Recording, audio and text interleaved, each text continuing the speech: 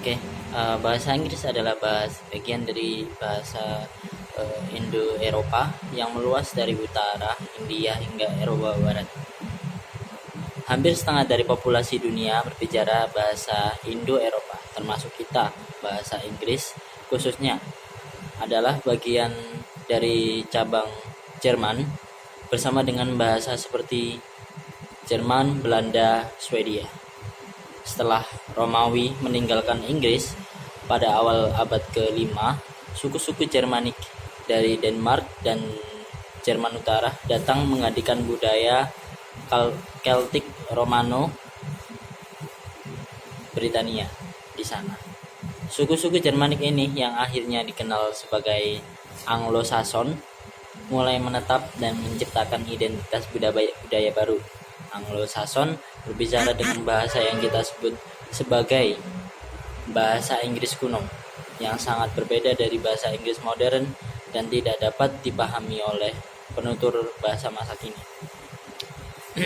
Meskipun bahasa kuno sulit dimengerti, banyak kata-kata dasar dalam bahasa Inggris modern yang berasal dari banyak bahasa Inggris modern yang berasal dari bahasa Inggris kuno. Kata-kata seperti air, anak, dan telinga adalah contoh dari pengaruh ini. Bahasa Inggris kuno tidak begitu statis dalam mengalami banyak perubahan, terutama akibat dari pengaruh eksternal seperti perubahan besar pertama yang datang dengan pada invasi Viking, di mana orang Denmark pada abad ke-8 Viking dari Norway dan Denmark membawa bahasa Norse kuno yang menambahkan banyak kata baru ke bahasa Inggris seperti langit, tas, dan mereka. Pengaruh orang Nordik dan orang Danish ini sangat signifikan dalam memperkaya kosakata bahasa Inggris.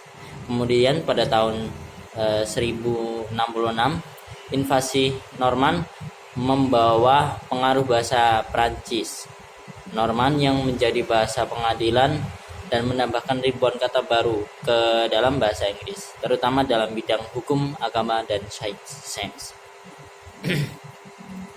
Pada abad ke-15 perubahan vokal berubah besar, mengubah pengucapan bahasa Inggris secara drastis, membawa bahasa Inggris lebih dekat kepada bentuk modern.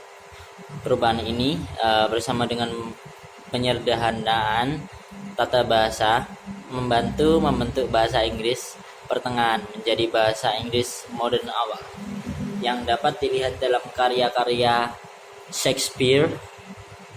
Meskipun masih berbeda dari Inggris modern, bahasa Inggris pada masa Shakespeare sudah lebih dapat dikenal oleh penutur bahasa modern, bahasa Inggris modern pada masa kini. Dengan ekspansi Kekaisaran Inggris dan revolusi industri pada abad ke-19, bahasa Inggris terus berkembang dan menyerap kata-kata baru dari berbagai budaya dan teknologi. Penyebaran bahasa Inggris ke seluruh dunia menciptakan berbagai dialek dan aksen, termasuk bahasa Inggris Amerika yang sangat berpengaruh pada dunia. Bahasa Inggris terus berkembang hingga hari ini dengan kata-kata baru yang ditambah dengan setiap tahun, memastikan bahwa bahasa ini tetap dinamis dan relevan untuk generasi yang mendatang. Pada mulai abad ke-16 orang Inggris mulai menjajah dan kemudian menciptakan sebuah kekaisaran pada puncaknya. Di abad ke-19 kekaisaran Inggris mencakup seperempat bumi dan menguasai seluruh industri, kemudian negara-negara yang ada di bumi. Kosakata bahasa Inggris menjadi seperti yang kita kenal sekarang. Penyebaran bahasa Inggris juga menciptakan,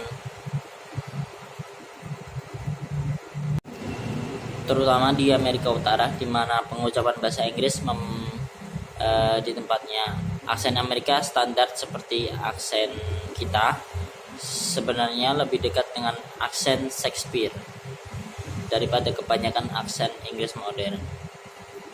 Bahasa Inggris Amerika sangat berpengaruh karena keberhasilan budaya pop Amerika di seluruh dunia ini. Ya, bahasa Inggris terus berkembang sampai saat ini.